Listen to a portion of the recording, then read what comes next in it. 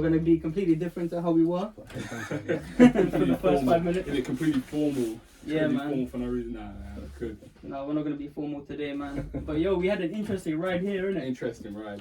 Bro, I was telling people that I'm going to miss my slot, that this guy's going to run away. He's literally talking to random Bro, people. honestly, man, like... Although from Milton Keynes, there you go. London are still obviously. People are travelling, bro. It's good to see. That's commitment. That's commitment. Right? Shout out to subscribers. Apparently we reached 200 subscribers. Oh yeah, we did reach 200. I guess we have to shout that out. Yeah. You know what? Like 200 subscribers sounds so small, bro. Bro. Like I feel bad even saying it out loud. You know, like if you had 200 people in a room at one time, it'd feel like a lot. You gotta put it in that perspective. Yeah, man. If we did public speaking, so people would be shaking. In this room. Huh? Yeah. 200 people in this room. So my name is Kiki Bhaur. I'm a brand strategist. Basically, I do strategy for loads of brands. I'm currently on a mission at the moment to build 1,000 positive impact brands. That's what I'm focusing on. Yeah. So that's me. I was previously a graphic designer, which is what led me into this. Before that, I was in my sort of initial career, I was involved a lot in property, real estate investment. So I did a complete different shift pivot, which I'm happy to talk about. That's mad. So yeah, that's me. How old are you now? I am 26. You're 26? Indeed, yeah. Shit, man, you're already like 1 year older than us. You know, we feel like shit right now, you know. This guy is trying to build 1,000 brands and we're trying to build one podcast that everyone builds. Like, we're trying to look like agitated and shit. Like, no, that's not what we're trying to do, really. But then how did you kind of start from real estate and then go and take that huge shift? Like, what made you do that? So I completely skipped, starting from sort of, I retook my second year of sixth form because I flunked all my A-levels first or second year. Retook, was trying to get into computer science. Third year I got in, got unconditional two conditional offers, but I decided not to go. And the big thing within me was I just chose a subject just for the sake of choosing a subject. There wasn't actually a strong reason behind me wanting to do it. It's literally the only thing that I could realise. I like computers. Something to do with it. I didn't know exactly what it was and just thought of getting into it. So completely skipped over that. So I decided, obviously coming from an Asian background, parents not happy, etc. Because computer science sounds nice to them, innit? They're like, it was computer and science. Come on. Computer science is the disappointment that it wasn't doctor, lawyer, accountant, innit? So but it's like in the secondary bracket, you know. Like if you were an actor, if you were a model or something, they'd be like, "What the fuck you doing?" You know? What's that? And now it's what changed, right? But good way to put it, secondary bracket. So obviously, then they asked, "What are you going to do?" I had no idea. But the one thing that I did have some sort of experience with and interest in was business.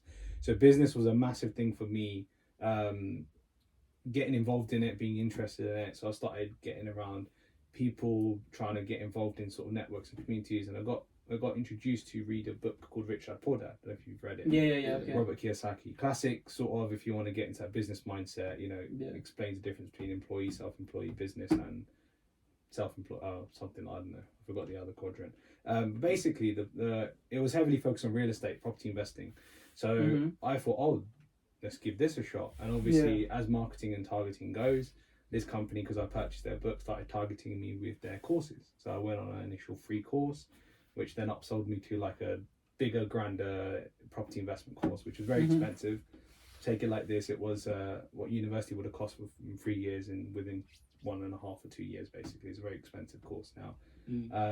However, it's a good way to think about it, to be fair, isn't it? Because you're like, okay, cool, like if I haven't done the uni route and I need to justify this cost, you're like, I would have paid that anyways. Yes, however, you know what I mean?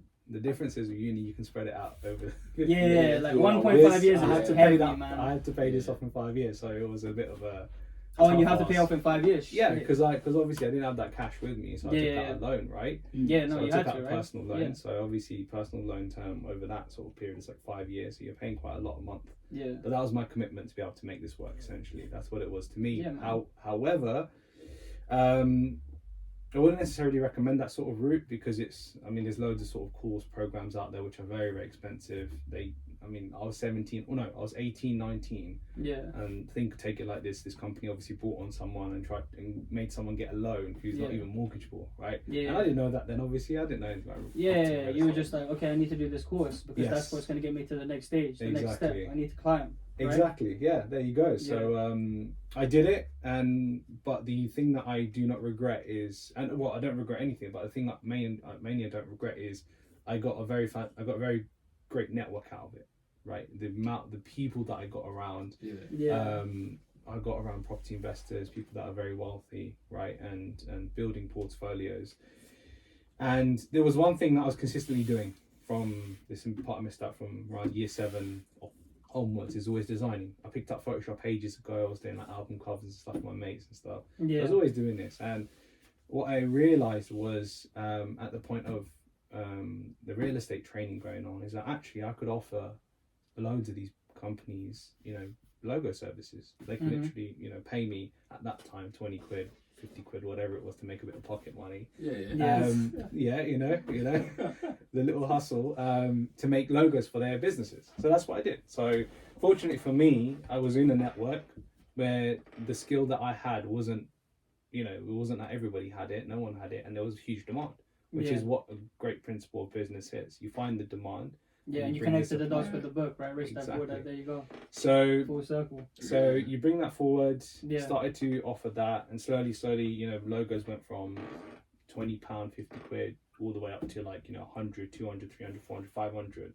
500 I sort of hit at tops. Then I thought, actually, I need to start providing more than just logos. Then I was like, okay, look, I can give you business cards, letter headers, flyers. I can even print them for you and send them all out to you. So projects then were slowly hitting up to £1,000 because it's justifiable, right, in that respect. So I did that for a couple of years. I did that for about 2 years, and then I got picked up by my mate, by property technology startup called Space. Not a startup anymore; it's actual business, which is great because not a lot of startups actually make it. No, they don't, man. Very small percentage. Like we were saying, like my first company at uni. Yeah. Like they're still going strong, obviously, but like it's hard. There's a lot of like wheels on that machine. You know what I mean? Like and. It is with that. Obviously, a lot of people leave and a lot of people come in because you have to, innit? And like people are not like safe, right? Yeah. And the whole point of getting into a 9-to-5 system is technically to be safe, right? Yeah. So if you don't have the resources, you're gonna be like, okay, cool. Like I'm probably gonna be out in the next year anyways. Yeah. Just like look for something. Exactly. It doesn't work, if you're. I mean. That part of the startup is always tricky, at the beginning, because it's like, you're trying to bring on people who have the same vision as you, but not only vision, but also like handle all the shit times with you as well. And not a lot of people can do that, including myself, right, with this startup. So I got introduced to the CEO, who I'm still very good friends with right now. And I very quickly, because of my experience, went from doing what I was doing and just making logos and trying to build a property business, whatever it was at that time, to becoming an assistant vice president on this startup. Now, fancy term title, but it's a startup, so you got to take it with yourself, right? Which means that you have more hats to wear, right? Yes, exactly. More accountability, exactly. Yeah. The title comes with the. If we go down, you're gonna go down with it. You know what I mean? Yeah, they'll point the fingers at you if anything. But there is a big payoff at the end, right? Yeah. I wanted to kind of circle back, man. How you didn't really have an idea of what you wanted to do at uni, because I feel like our audience is kind of like from that age and upwards, right? Yeah. So CJ is one of the very few people that I know who knew what he wanted to do, like music technology, wasn't it? Something like that. Nice. And that's because like he's always been a musician, blah blah blah. I mean, you can speak more on that, right? But like I was probably in the same boat as you in the sense that I really didn't know what I wanted to do, but I knew that I was like passionate about like, I guess, wowing people, if that made sense. And wowing people like through words, because I used to do poetry and stuff like that. Okay. Maybe like, mixed in with a bit of lover boy, like kind of girlfriend relationship kind of thing, know? And then I was like, okay, cool. Like I like instilling or adding value to X by like writing a poem or whatever. So I was like, let me do marketing. That's kind of like how I swayed. Right. Because I couldn't make it as a professional golfer. Right. But that's like my story, and a lot of people out there probably have like the same kind of thing where they're like, I don't really know what I want to do at uni. Would you sway those people away from uni or not? It's it's a very touchy subject. Yeah. I would definitely say. Yeah, My let's get into it, opinion, though. Yeah. but yeah, sure. I mean, we're not here to shy away from those conversations. Yeah. We're here to have them. Look, you need to look at your position first and foremost, right? And let me start off with this, where a lot of our parents come from, and this is what a lot of young people need to understand, which I understood only a couple of years ago, right? After having arguments with my parent or my father and stuff, and our parents come from a survival background. Yeah, exactly, they do what they do to get the roof over their head and get the bills paid. Our generation have a big luxury of options, which our parents didn't have. We have the option to decide not to go to university or choose whatever careers we want. They had no option, most of them, right? They didn't have that luxury. Even if your parents have got to very high paying jobs, you ask them at the beginning, how'd you get through? It's not that, I chose to do this. It was, I just did this and I worked my way up. You fell into it, and then you have a career Just like kept 10 working, years, and then climb up the ladder. you're there, right? Exactly. So you're there, you're stuck. If you leave, then you're gonna leave behind all of that progression in that field, because you have to switch over to another, right? Yes, 100%. And that's where you have to start this conversation off of, right? Is first we have to appreciate our privilege that we have the decision to have this conversation. Be like, we can talk about should people go to uni, because 2 decades ago that wasn't, or even a decade ago that wasn't even a question. You can go 100%.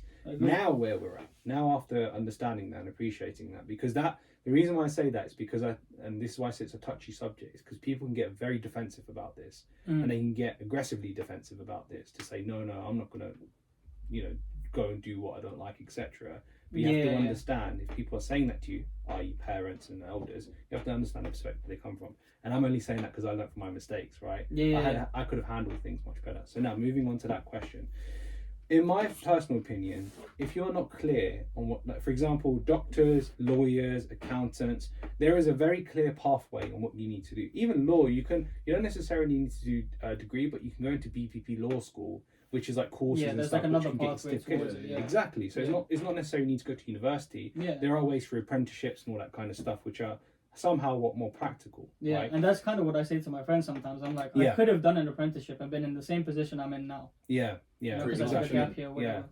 If anything, you might have had more experience, to be honest with you. So it's like, and now we know that, like, I've been in this job for like 3 years, and obviously that experience is like so much greater than what we learn in university. Like, it's nothing. Exactly. And obviously a big part of this is that the curriculum at school, university is it's still not industrial. Practical it's not practical. It's still industrial. It's related around industrial, right? It's a system that needs changing. I mean, if you have people in government or whatever, whoever you want to point the finger at, but the people that have the education system the way it is, exactly the way it is, what changes it going to do, right? And it's even arguable, like, at least the previous conversation could have been, they just churning up people to pay tax is what they're doing. They're just putting people in so you can just continue to pay tax. But now it's not even the case. It's like the whole system is so messed up that you can't even get proper jobs anymore. So it's like your pay's not that high. So how much tax are you actually going to pay?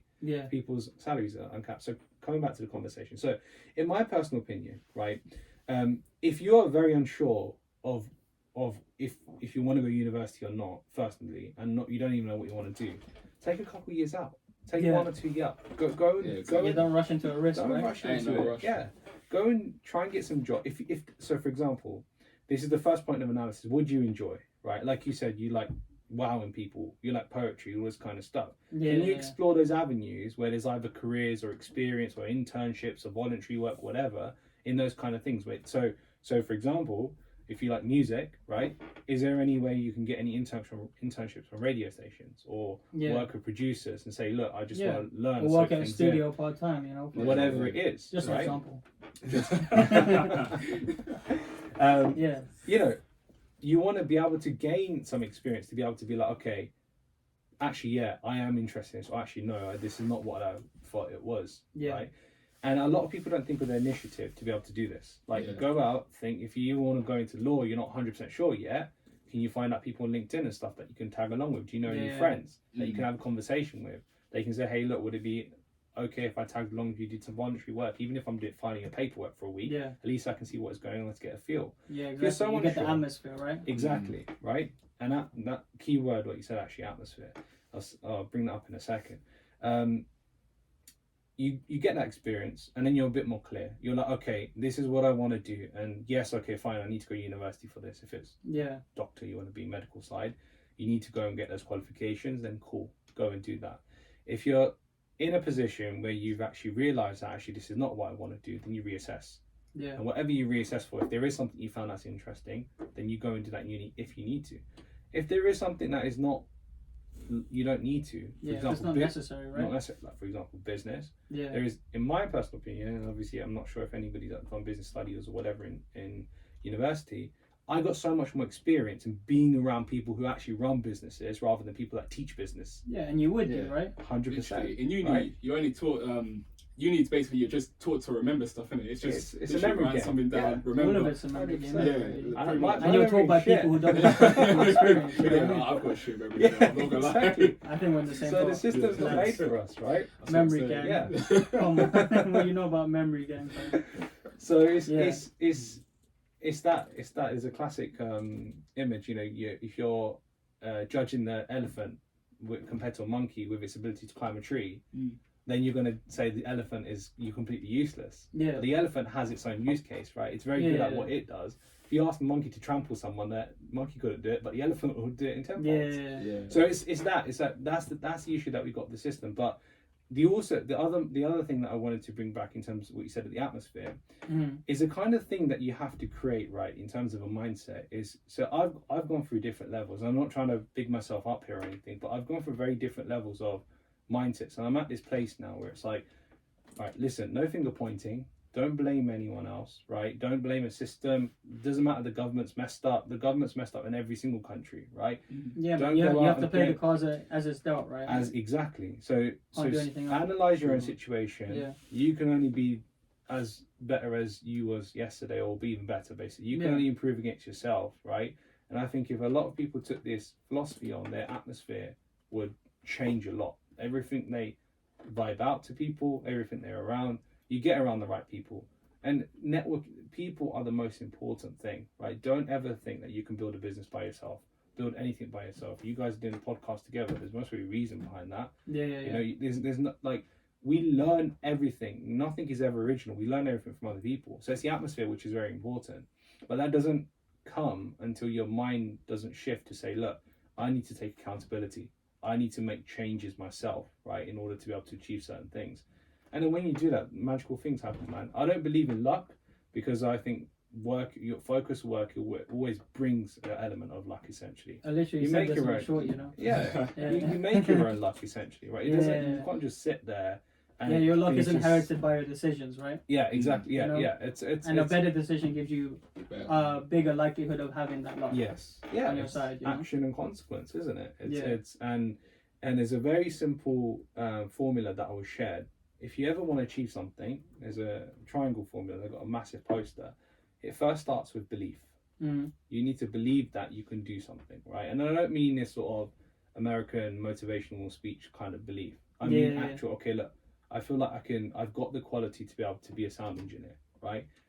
Then after you have that belief, your mind gets focused into saying, okay, what actions do I need to take? And that's the second step.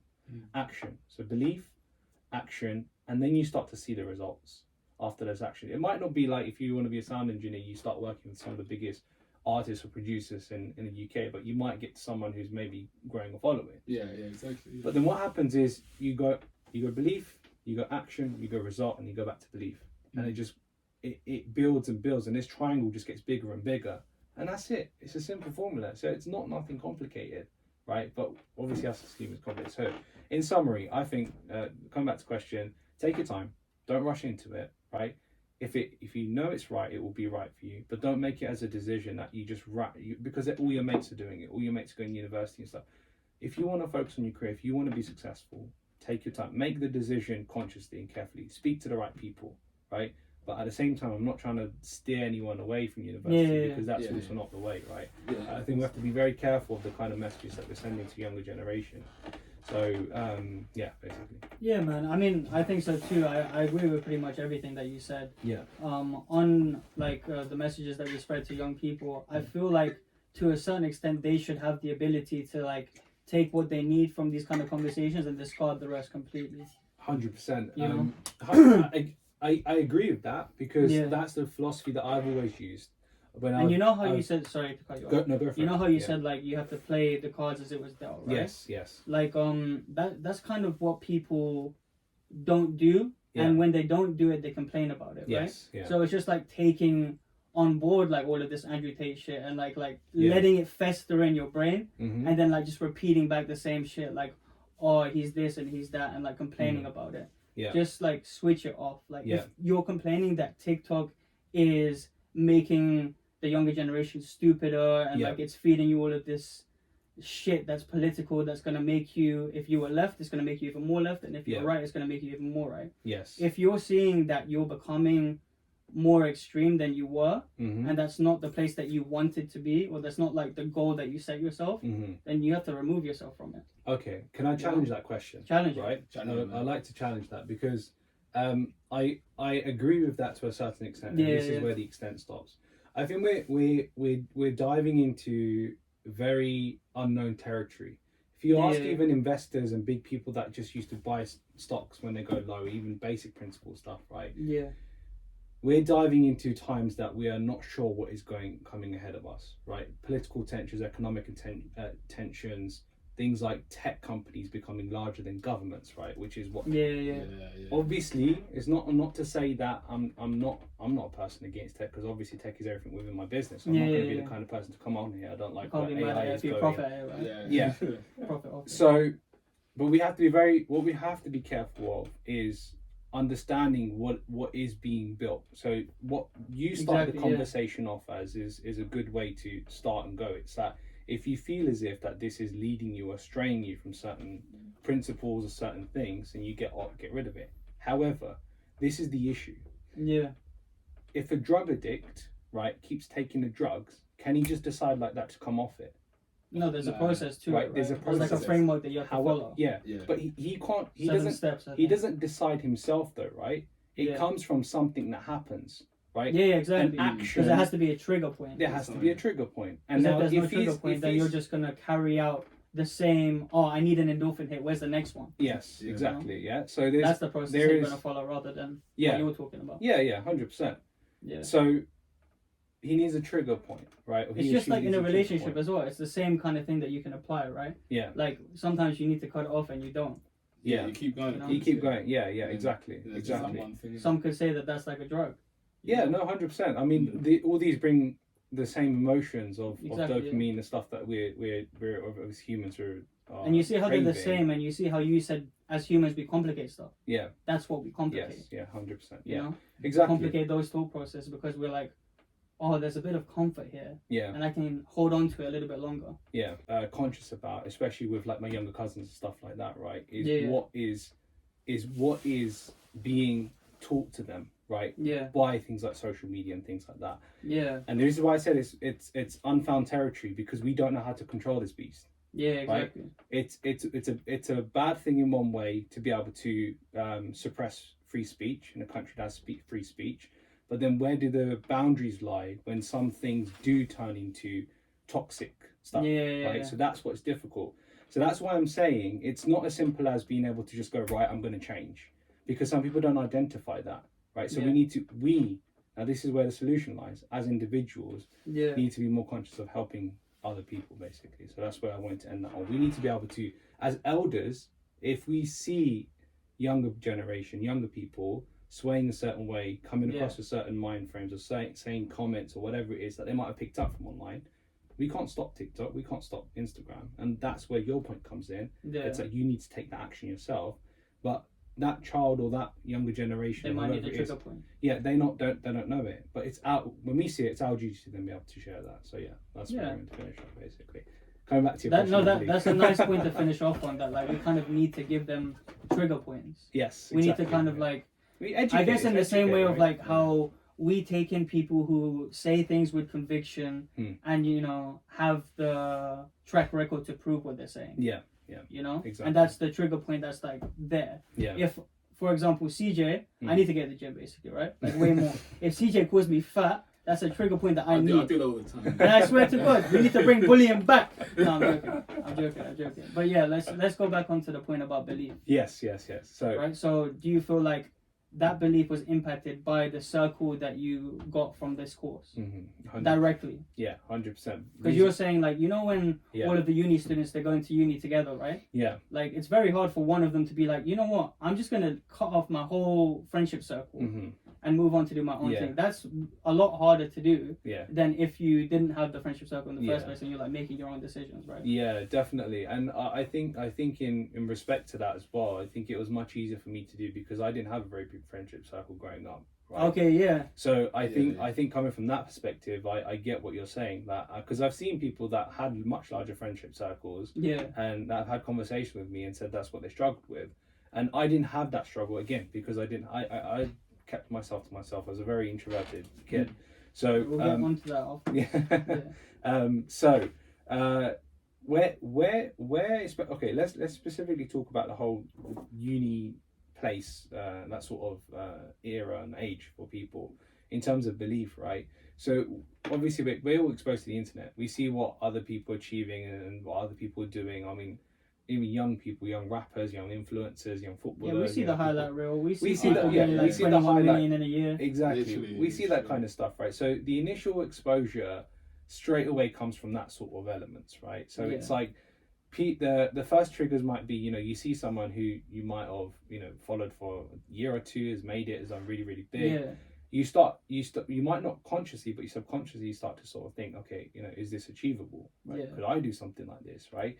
That's when you start to see people do all sorts of businesses, try some hustles in universities, because that's where that trigger sort of starts from. Yeah. Now, I don't think most people, not in a bad way, but aren't mature enough not in terms of intelligence, but in terms of life experience. This is why I say take a few years out. If you are not, you know, if you're not set on confused, something, take a few years out, because you give your mind, especially if you go straight into work. So if you're going from uni, then it's a much long period. It's like not until you're 25, 26 are you going to start to make decisions because you haven't had that life experience, real world experience. But if you took a few years out to start to do some work, then you're a bit more ahead because you've learned things. Yeah. So exactly. the belief for me, for most university students I've seen, comes latter stages, right? So maybe, I don't know, when did you finish uni? 21, 22? Like 21, 22. Typically, yeah. So if you go straight after sixth form. So let's say, you know, you start getting after 21, 21, 22, 23, 20, 24, let's say 3 years of actual working experience. You might not have got into what you did in uni, whatever, in terms of job-wise, but you get some more experience. You get exposed to the world. You know, the world isn't your friend circle, you know? Exactly, man. Literally. Like we all get in uni, like uni school and all that, we all get trapped in that little bubble, innit? Of like what life is, but then as soon as you step out into the real world, innit, it kind of hits you in the face. You're like, because we're in a controlled environment, innit? Yeah, exactly. And everything's controlled, even to the hand holding that we get on our assignments. Everything, exactly. It's like, you know, it's just an extension of your parents, isn't it? That's what it is. It's pretty like much, it's what it becomes. I mean, some people. That's what arguably teachers are kind of that, you know. This is literally what I was about to say. Some teachers would even, for some people, have taken the role if a parent was missing or a parent wasn't as consciously involved with their children. That's prominent in their life, You know, because what do we see from our parents? We see guidance.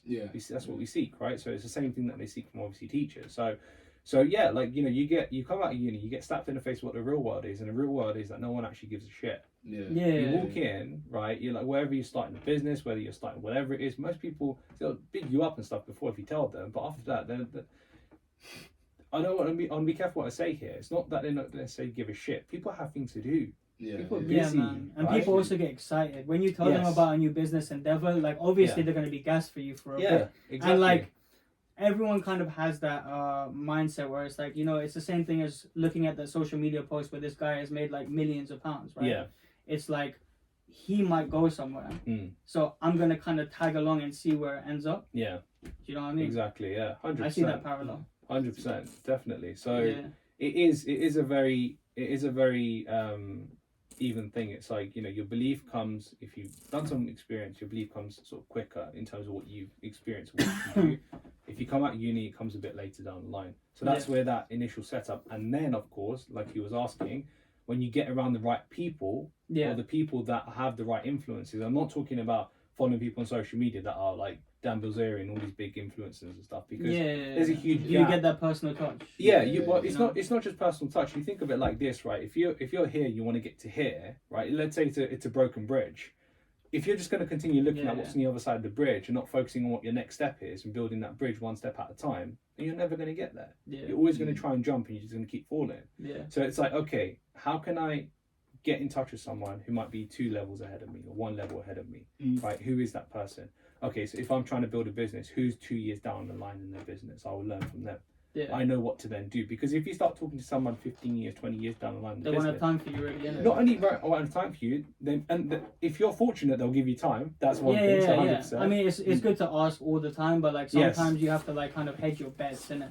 And if you have that 2 years of experience that you get from that person who's 2 years ahead of you, then maybe the next time you go for someone, you can go for like 7, 10, blah blah blah. And to add to that, that person with 15 years, 20 years experience is going to be talking from their level, which you're not going to understand. Exactly. Right. So because their whole world is now associated. This is why I was saying to you about when you asked me about questions about brand strategy. I said it might. I'm not too sure if it will zone out your people, because the level I'm in now in brand strategy is like, people are going to think, well, you know, if I'm starting a company, is this even important? Which we'll get onto it in a second as well. But that's why we have to ease into the topic, innit? Because it's tough, you know? Good. I like it.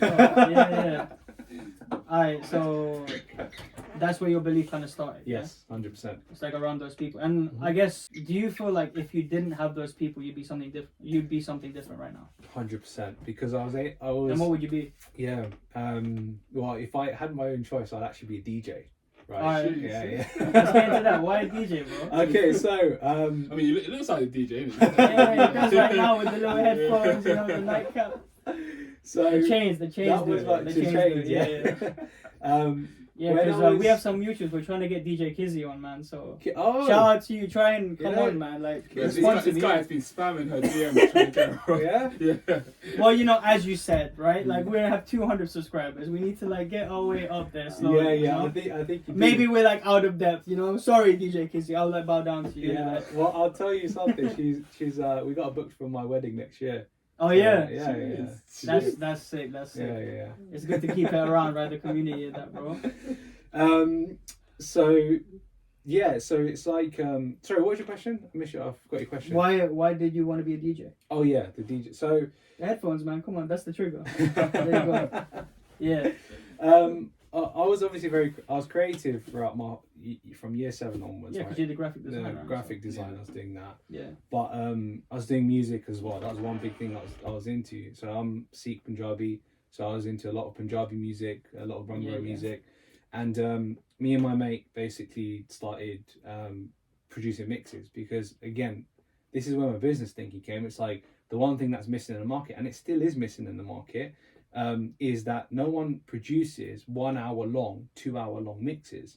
Most probably because people can't be asked, right? But if you did that, if it's weddings and seasons and all that kind of stuff, right? If someone just plays that 2 hours, that's like a whole like dance. That's it. That's one. You know, if you ever been to an Indian wedding, that's not half of it, but it's like a quarter of it. What they dance. Maybe an eighth, you know. Yeah, an eighth. Yeah, exactly. Right. It's something, right? It's a big chunk. It's a big chunk, and we did that, and it blew up. You know, one of my videos has got over 1 million views on YouTube, and I really wanted to do this, but that's one of the regrets I have in my life. And anybody asks me, one of my regrets is I listened to my family, and they said DJ isn't a career. It's not. Don't go into it. And at that point, I was and this is where I'm saying about the whole trick, like the trigger points we're talking about. I didn't have initiative then to say, you know what, F them. I'm gonna go and do this because like I know I'm good at this. I'm sick at this. And you didn't have the belief yet, right? I didn't have the belief yet. You were still waiting for that to come in, like exactly. Had I had the right people around me to say, no, Kiki, you're really good at this. Go and do this.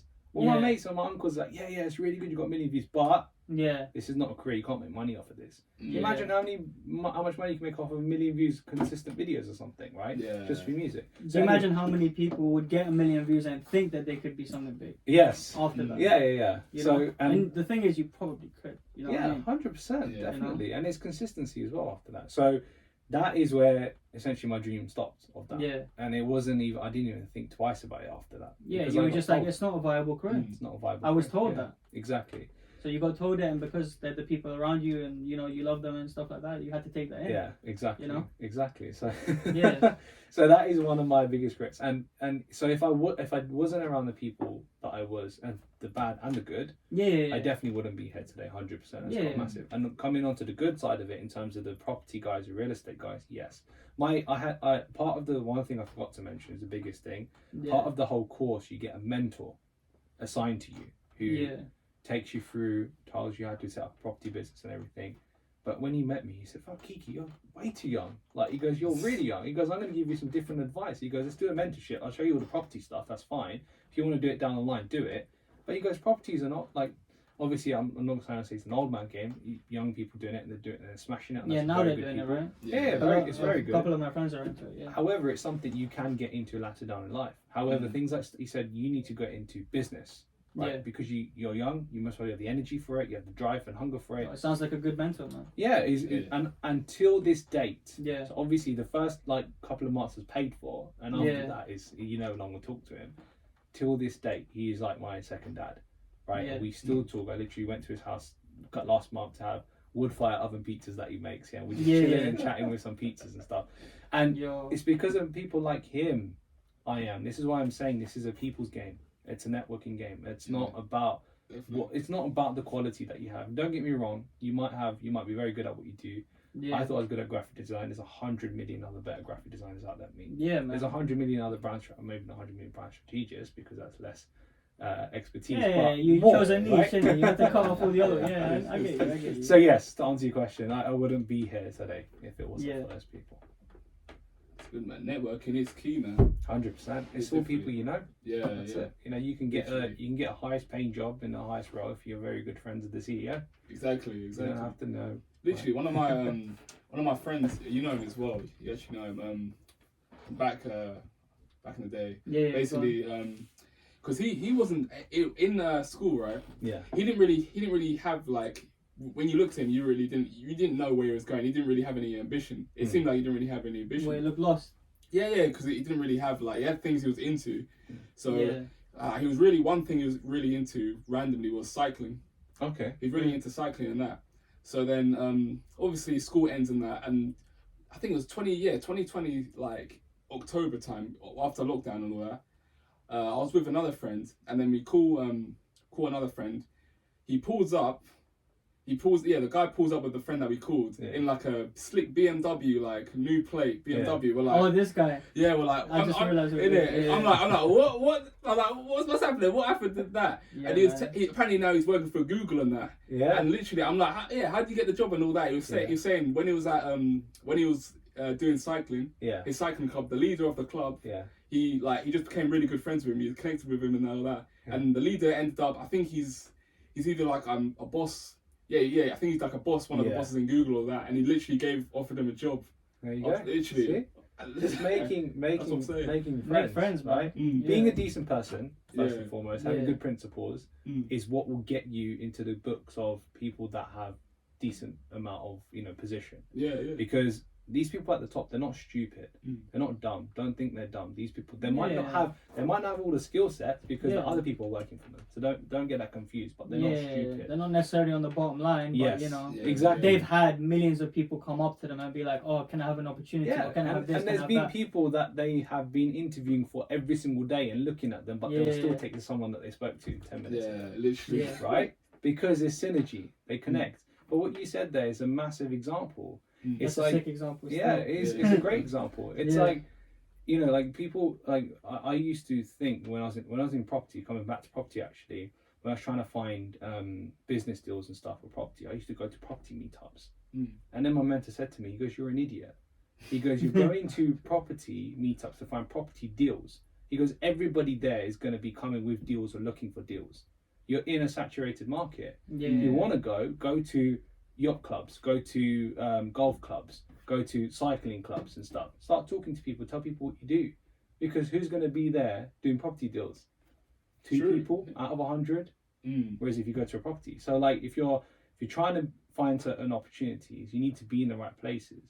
Now you can strategically think of that, or you can think of that as luck, basically. Again, not necessarily luck, but chance, right? Yeah. It's like you just go to a cycling club, you get into entertained by that, and this is why I'm saying pay attention to things you're interested in, right? Even if it's as boring as chess, forget what your friends say. Yeah. They think you're, mate. I say proudly, I love going Zumba classes. I'm the only man in a room full of ladies, and this sounds like some man's heaven, man. Old ladies, yeah. Certain man. No, listen, some people will just take whatever, man. You know what I mean? They'll just grab onto whatever, please. Give me a chance, Look, so like this is one thing that I'm huge about. It's like, forget what other people think, right? At the end of the day, most people look at you to say, "Fuck, I wish I was in this position anyway."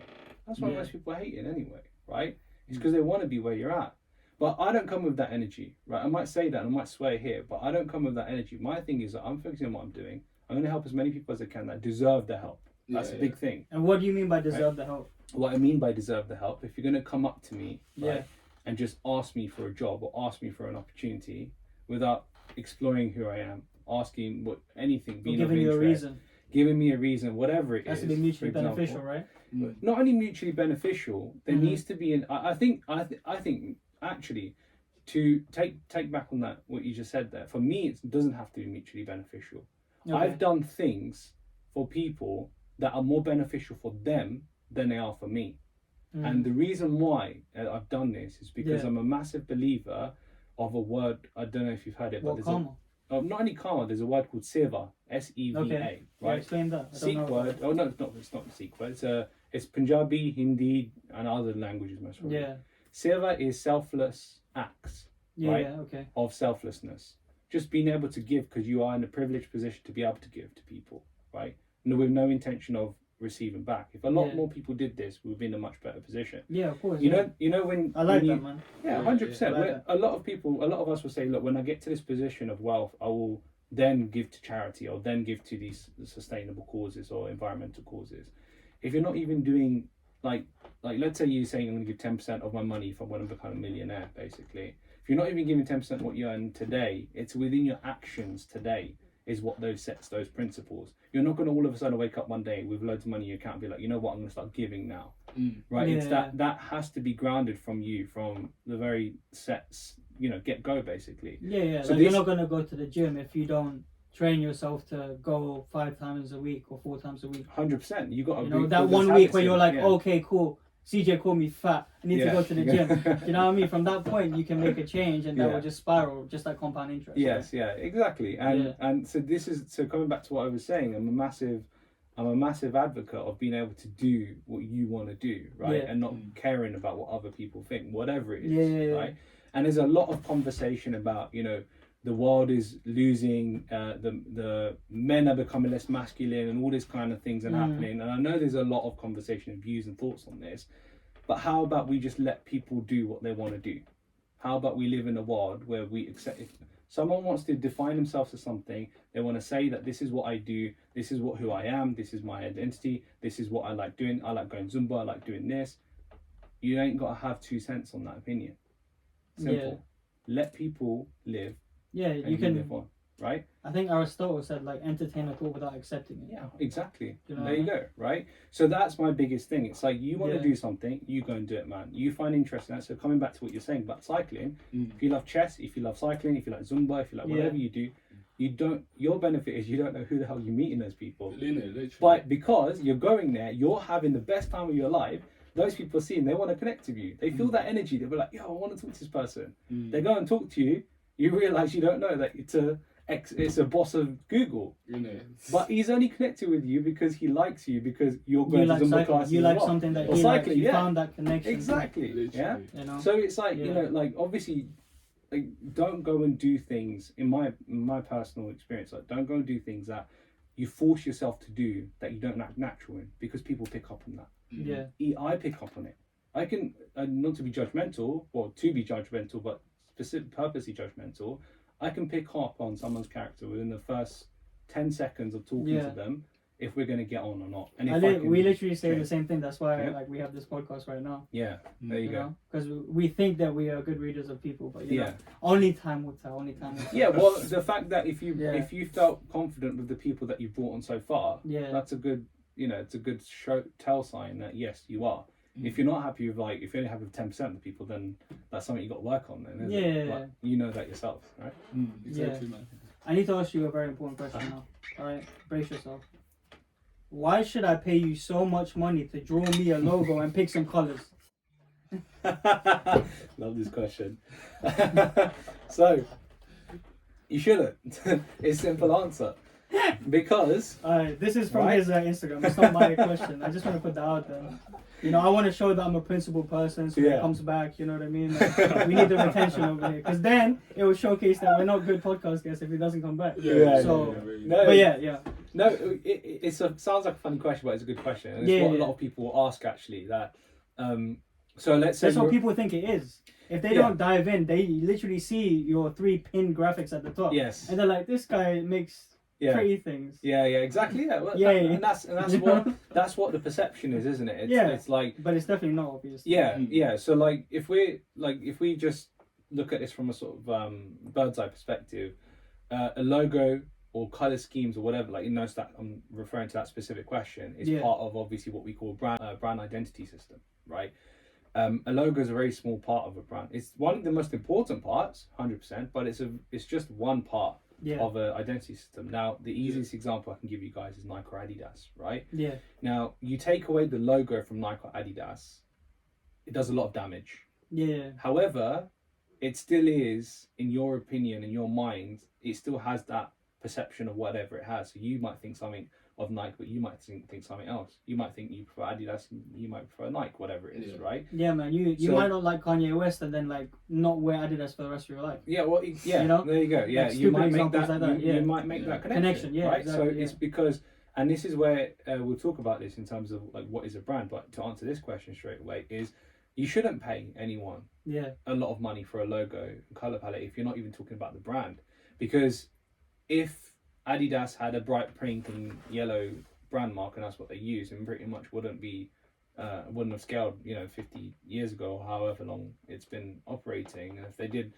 something that was completely out of the focus or strategy in terms of what they needed to achieve, it wouldn't be where it is today, right? Simple as that. So to answer in a technical perspective, we charge a lot of money for building brands. Your logo, your color schemes, etc. That's just part of the identity system.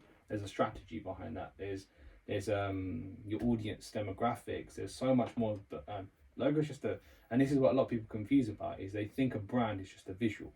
They think it's just what's printed on the t-shirt or whatever. That's not what a brand is, right? So, you can pay a graphic designer for that on Fiverr. Yeah, you can. If you want a logo. Exactly. Yeah, if you want a logo. But they're not paying for a logo or colors, right?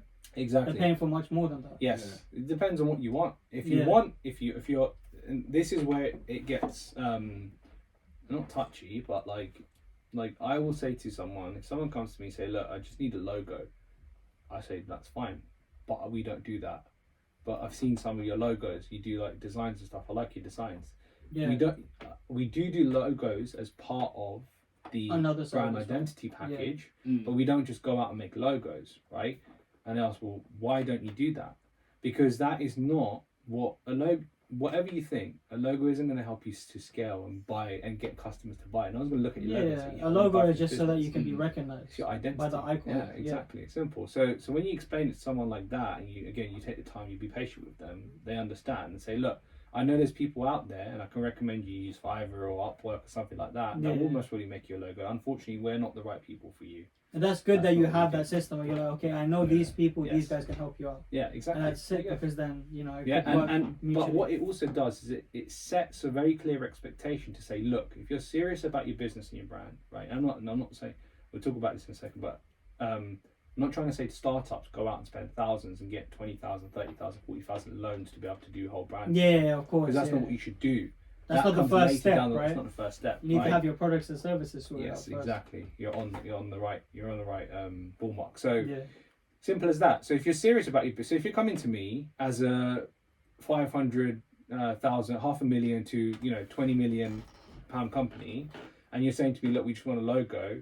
In my head, I'm thinking, fuck off. Not necessarily fuck off, right? Because it could be a never come here again. I'm thinking that are you even like, how did you build your business? Was it luck? Did you just buy a cryptocurrency and it went up all of a sudden and you got some of this money? You have to question, because a company that's actually built then understands the value of a brand.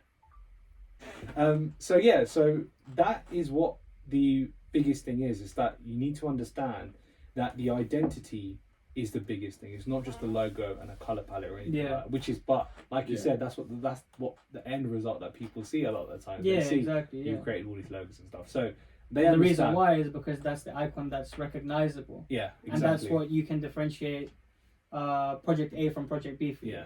Right? Yeah, exactly. 100%. There you go. It's mad. Yeah, man. No, it's cool what you've done, man. And like the route that you've taken is so weird. Because you started from like what, property development or just...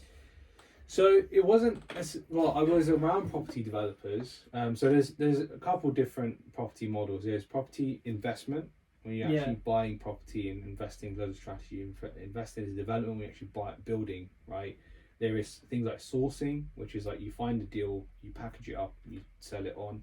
There's even things that now service accommodation and service provision, which is basically a business setup. So it's a very fine definition between not fine. It's a very clear definition between investing and a property business. What I was trying to build was a property business, which was packaging deals. Yeah, so it was always kind of a business for you, right? Yes, from it the was DJ always. stuff I didn't to have the property stuff, and then money. to the exactly. branding strategy stuff. Right? Yeah. So I obviously at that point I didn't have capital money to do investment. I'm not some guy sitting on £500,000 million. That's right. Let me just put some money into this. Yeah, exactly. Try this. For me, I'm trying to make more money. Which obviously for investment you do make money, but you need something to start with. Yeah, of course. So for me, it was about building a business. Right? Exactly. Yeah. So from there, I was saying I went into space.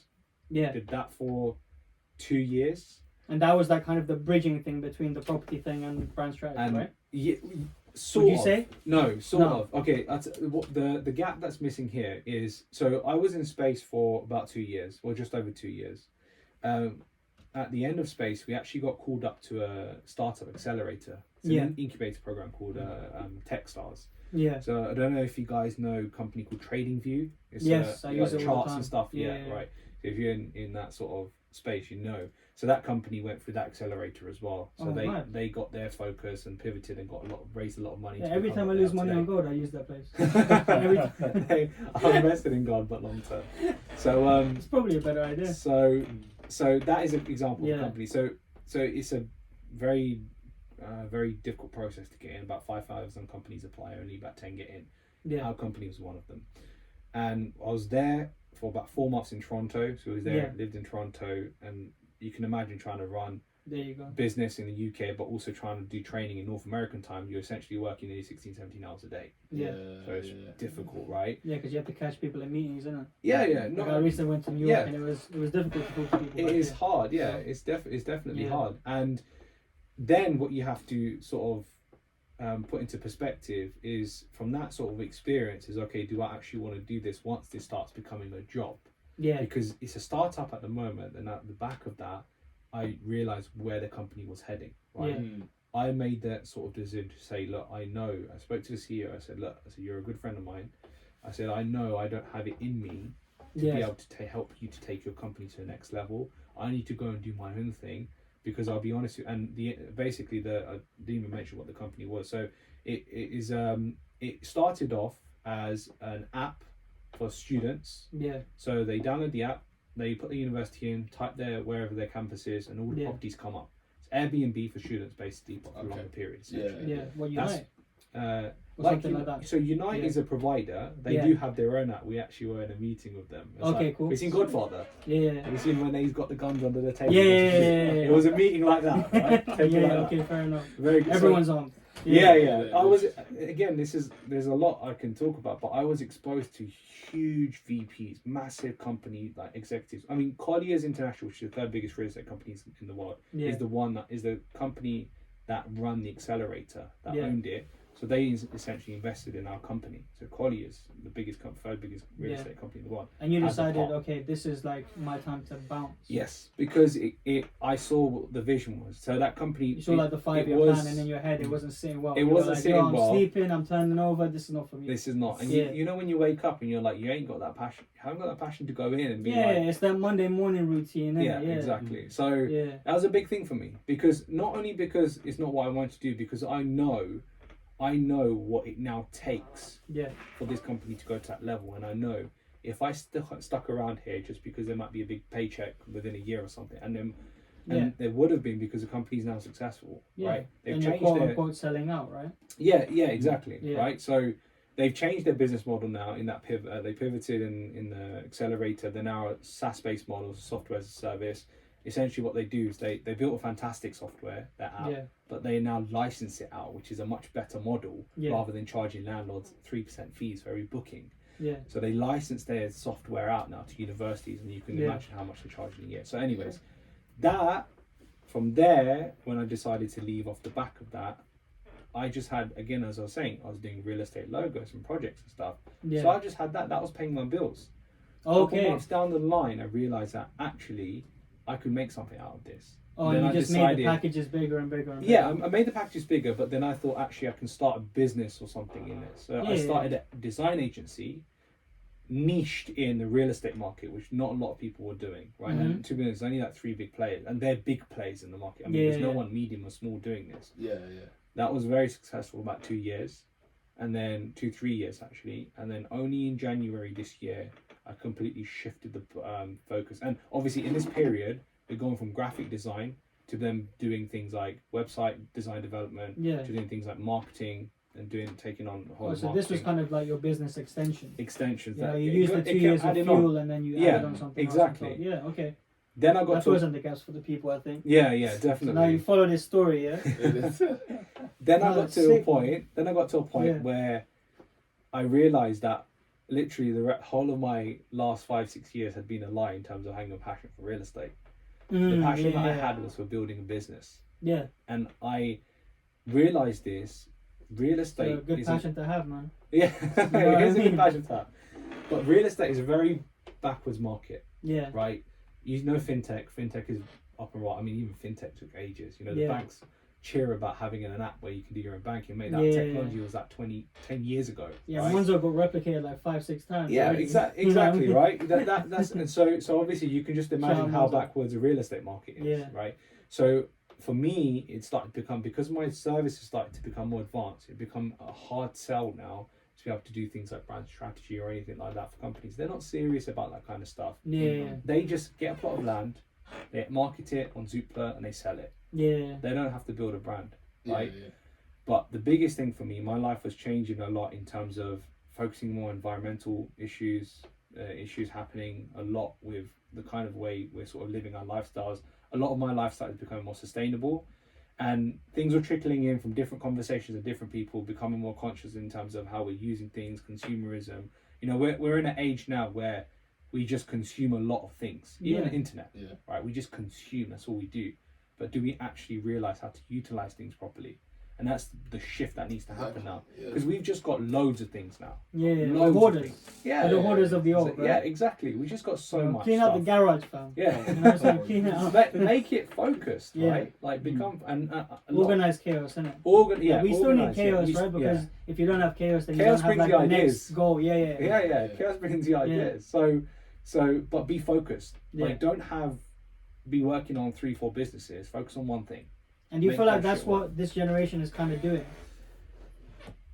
They are doing it, but it's not their own fault. And the reason why I say that is because again, like I said, there's loads of information out there. How can you stop exciting someone to say, look, you could sit behind a computer, you could trade, and you can make a living? You know, regardless of whether people have seen Lamborghinis and all these cars and stuff, but the intention is still there. Like, I need to make my own bread.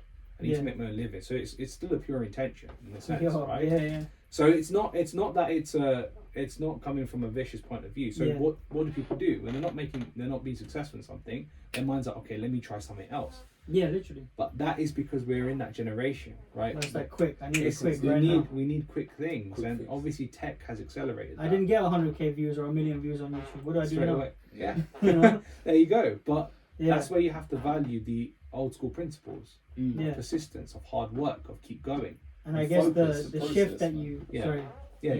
No, I'm just saying it's the process. Like you can't have a quick fix. You can't take any shortcuts. No, exactly. Like, you're gonna do more damage to yourself than good, isn't it? Yeah, exactly. Yeah. Like and that's why like he came away from his niche.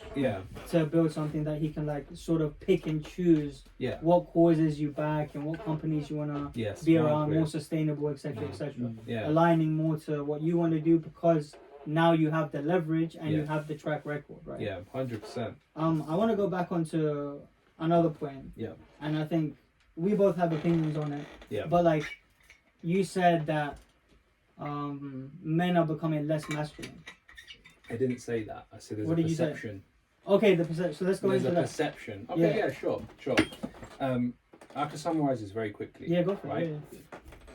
Whether you think that is true or not, as I said to you, what is your problem with the way other people are deciding the way to you're going back to the Aristotle, right? Like entertaining So whether you feel there is a now generation of people that are much softer, that are much all this kind of stuff, right? More liberal, etc. Is someone actually posing a threat to you personally? That you need to go and dig into the way their lifestyle is. And if I put it in this perspective for you, right, the people that we're trying to pick at, and I'm not gonna say anyone's not names. I'm not thought of any names. I'm not gonna say someone is wrong or right here. Because everyone has their right to their own opinion, right, and that's free speech. Completely fine. But my belief has always been, right, is someone chooses to do something that's within their own choice because they feel comfortable with that. What problem why do we have to be such a generation, such a society that we have to create problems with the way other people are acting? Yes, there might be people that are loud. Yes, there might be people that are come out and have with a certain energy and stuff and in your face. But are we then summarizing everybody like that, right? So coming to the point of the whole masculinity thing, there's the big, obviously I know there's a big thing about Andrew Tate and all this kind of stuff, right? My views are on a certain, as I said, I'm not, like, it's a very it's a very weird place we're in now. No one is, I get everyone has an opinion. I'm not here to tell you that you're right and I'm right, you're wrong, etc. Right?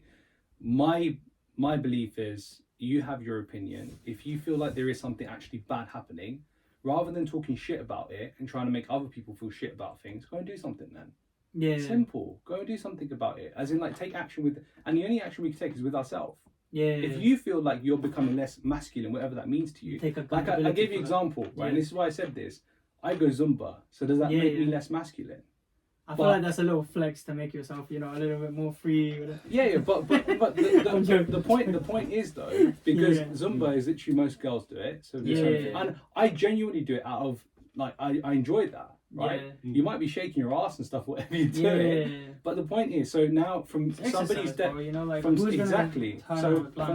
from somebody's definition, do I now become less masculine? Because if that does, then mate, you're sitting on your ass. I've built a business. I'm on the way there. Talk your shit, bro. Exactly. So if you feel as if rather than you telling me, you go and do that yourself, then don't go Zumba. Go and do something to talk up to my level then. So this is the thing that I go do hot yoga, man. Go sit in the sauna and just do some stretches, innit? Yeah, exactly. And that's what I mean. It's like,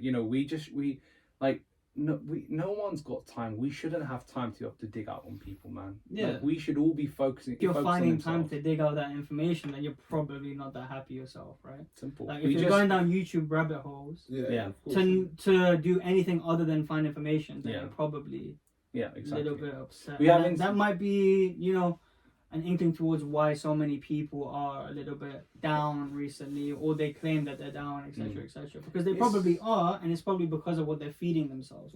Insecurities, man. It's like, what we will what we will swear and shout at to other people is most probably what we are going for ourselves. Yeah, what we were scarred from, right? We have scarred from, exactly. Yeah, like the greatest advice that I've given, I've also been scarred from not doing the advice that I'm telling people. Exactly, yeah. There you go, yeah. I mean, I'm not trying to put myself on a higher level playing still here, but... No, you're not. You're not. I also do that, right? I know that's part of your principles, that you don't want to big yourself up and shit, but, you know, we know that that's not the case, right? Yeah. But yeah, no. So that's where I stand on that, and I don't have anything else to add to that. To other than look, let people live, let people do what they want, right? If you're getting irated because certain people want to decide the way they want to be, then that's a problem with yourself, mate. Not with the other person. If someone gets lippy, if someone gets rude, if someone's energy on a different level, you've got two decisions: to either conversate with a fool, or to walk away from that conversation. Conversate with a fool. Conversate with a fool. Have conversation to fuel that conversation. Yeah, I get it. You know, he or she's gonna get angry. I'm gonna get angry. We're gonna continue that conversation going. No one's gonna get anywhere because you got your views and I've got my views. Yeah. And is in that argument, does someone ever say, actually, you know what, bro? Yeah, you're right. After getting angry, who does that? No one. So I think I do that. You know? Really? Okay, fair enough. You might be a gem in a haystack. I think that I've been wrong too many times. But you know what I mean? See, this is the thing. And those scars kind of built me up to the point where it's like, okay, I need to have some sort of self-awareness. Yeah. Well, and I feel like you have that to a certain extent, bro. Yeah, and well, the props to you. You've got the humility to be able to realise that, right? Yeah. If I'm wrong, I will say that, look, I'm very, very sorry. I apologise. I was wrong. Yeah, you. But not a lot of people have that because... Again, it's part of ego. When we're having conversations, is that we want to get our views across. When our views are not listened to, we get angry. When we get angry, things don't help. So as I said, you got two things. You either conversate with a fool, or you walk away from that conversation and you go and do what you're going to do. Because either way, you're going to do that anyway, right? Whether you. So the difference here is on on the first option, you're just going to get more stressed. Simple as that, right? So that's where I stand on that. It's. Everyone's got their own opinion, but why are you going to go and shit on someone else's parade, right? Even if they're being bad energy or whatever, just walk away from it then. And I'd probably answer the question, like, why would you want to do that? It's because they're trying to find excuses for not doing the things that they were supposed to do. Yes. Or the things that they planned to do. Yeah. You know, and as you said, it's like out of resentment and jealousy, right? Like, you say these things and you get irate because you're watching it all the time. Why are you watching it all the time? Because you're not doing what you're supposed to be doing. Exactly. You know what I mean? Now, I'm not saying don't watch the podcast. Like, I did not say that. Like, subscribe right now. Equilibrium Apparel, everything. Even I'm saying subscribe, so you better do it. Say subscribe again quickly. Subscribe. Yo, you see, he said it nicer than I did. So I think you guys should listen to the humble guy over here. Any final thoughts, bro? Oh yeah, I wanted to talk about the marriage thing quick. Oh yeah, sure. I'm taking dating more seriously. What advice do you have for me, bro? Because you just got engaged. Congratulations. Thank you. So what am I doing wrong? I'm joking. You don't even know me, but exactly. There you go. I don't know you. No, I think you know what I think is. Should I stop taking girls to Top Golf and showing off my swing? You know what? Top Golf, yeah. You take some Top Golf. You try to show off, innit? Yeah. I told you I was trying to be a professional golfer when I was. She's like, oh, can I have a turn? No. He's like, no. No, you can't. This is my time, bro. You sit there and take videos so I can post on my YouTube. And apparently it's a golf channel now. Every golf video we put out, I guess, views, and other than that. That's good, yeah. Maybe you gotta change your location then, maybe. That's my advice. No, I mean, look, bro. Like, you know, everyone has their own time and journey. Yeah. I don't think, especially relationships, there is a sense of maturity that people have to achieve. Not saying like you're not mature, somebody else is not mature. Again, like in terms of life experiences, right? There's a sense of, in a weird way, and a lot of people say this to me, I was ahead of my time the way I used to think. Like I said, what 19-year-olds decide, I'm not going to go uni because this is not for me, because this is not what I like to do. No one thinks of that. But this is why I'm saying maybe that's to do with because I was more introverted. I didn't have that many friends. I didn't have that many opinions clouding my head. Had I had that... Big point. Right? Had I had that, there might have been a different case. But I didn't have that, right? I had a very different upbringing. I was close to my parents, and I had very different principles instilled into me. And I had a few friends, but...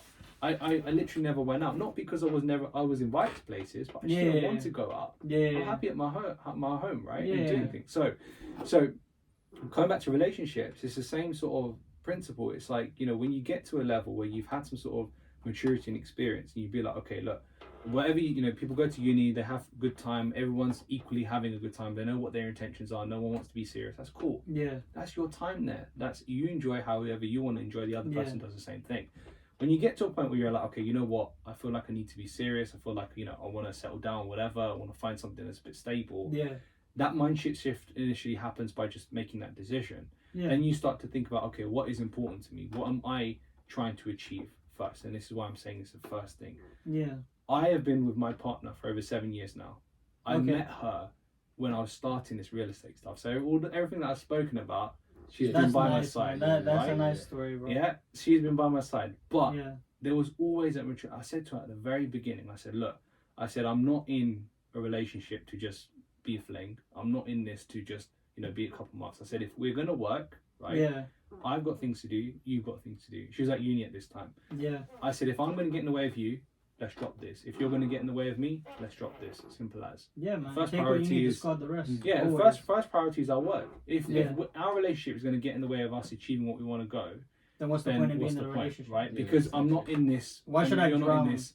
Yeah, not only why should I, but why should you drown? Why should I ruin your? You're looking out for both of you. Yeah, exactly. Yeah. And I think obviously once you start to think like that, you then obviously if you're doing dating and stuff, you start to align with the right people. You see who picks up, and you as you were saying, if you're a good judge of character, you then know if someone is intentionally. Because if someone is interested in settling down, there's always going to be that sort of acceptance of being able to learn from the other person. Yeah. Things aren't going to be always great in the first, they always say there's a honeymoon period in the first 1 or 2 years, whatever. Oh, right? Yeah. It's always good and everything's had a few honeymoon periods. But obviously the true test always comes in the longevity, isn't it? Exactly. Obviously everyone's different. Some people might have 6 months. Yeah, some people have different timelines, but at the end of the day, you still realize at some point whether it works or it doesn't. Yeah, exactly. You're at a crossroads, right? That's it. Yeah. So when things get challenging, when you're put in certain situations, then you're like, okay, is this something that I now need to assess? And this is what I want to. And I think that this is the topic of this conversation: is look at yourself first. Yeah. Don't pick on other people. Don't blame other people. Look at yourself and improve yourself. That's the only thing you can do. That's the only thing you have power over. I don't have the power. Doesn't matter how much we're having conversation, to go and change your routine tonight, whatever you do, go gym, whatever it is what you do. I mean, unless you triggered me. But even if I triggered you, it's still a task to get to that next action. I would literally physically have to be there to drag you out of bed to go and record something, to go and do something. Yeah. That's a different level. Yeah. No one's gonna. Even your parents don't do that, right? Yeah. So coming back to the point, it's you need to look at yourself, which is the biggest thing for relationships, and that's the biggest advice I give to people. If someone angers you, so let's say your partner, right? He or she does something bad, right? It pisses you off. I feel like you're thinking about something right now. Huh? I feel like you're thinking about something right now. No, I'm not thinking about something. No. But I mean, got you down. No. As in, there's been all sorts of experiences, right? I can think about, right? So I can't think of something specific right now, but I'm just giving an example in terms of how many times this has happened, because it happens loads of times. Yeah, of course, yeah. So it pisses you off. The thing that I've learned to think about now is, I'm deciding to get pissed off. Yeah. That person's not pissing me off. It's I'm deciding that what that person has done. You've unlocked that emotion. Exactly. I've done it. Not that person. They could have just done a general thing. Yeah. And that is very and this is what you were saying, the advice you give, not always the advice you take on. This is one of them for me, right? Yeah. This is one of them for me. It's not easy saying in theory is great, but practical is difficult. Yeah. So it's nice to say it after you've seen it in hindsight. Exactly. You, right? It's the conversation that happens after a bit of a tough, right? Yeah. So don't leave the toilet seat up. Whatever it is. Whatever it is. For me, it's putting the sink gloves are always always get dropped in the sink. Yeah. So when I wash the dishes, the gloves inside get wet. Yeah. Obviously, if they get too wet, they get mold inside. Yeah. So the argument's always, if you just put them in the cupboard, they'll be better. And she's like, no, if you just put them aside, and if you see them, just put them in the cupboard yourself, then it will be better. And then obviously it doesn't get anywhere. Yeah. But it's like, look, some people are like, you wash with rubber gloves? Yeah. I don't. That's why they always away. Yeah. But obviously it's like for me, my option is there. Look, if they're just there, just pick them up, put them in the cupboard. what is that actually gonna like the cupboard literally underneath the sink? It's not a big issue. I'm choosing in my head to get annoyed with that. Yeah. I can easily not, right? Yeah, exactly. And again, that's a higher level. So I think that's the biggest thing in a relationship, man. It's just realizing that. And I'm not trying to say that you can do everything yourself and everything will be fine. Yeah. Because the other person might not click as well. Yeah. But again, you realize that from understanding yourself. So that's the best bit of advice. Alright, cool, man. Do you have any other final talking points, broski? Talking points. I mean, for the, yeah. tips to conclude. Like tips from this is obviously lead by example. You know, focus on yourself, and then go to a cycling club. Yeah, go to a cycling club. Right now, find the CEO of Google. And if you don't do either of those things, then you're not going anywhere. Right? It's been Kilimanjaro Podcast episode. We don't know. Come on, we filmed Bez. Take care, bro. Love for coming on. Thank you. Appreciate you both. Awesome conversation. Bro. Keep doing this. In a bit, bro. Yeah.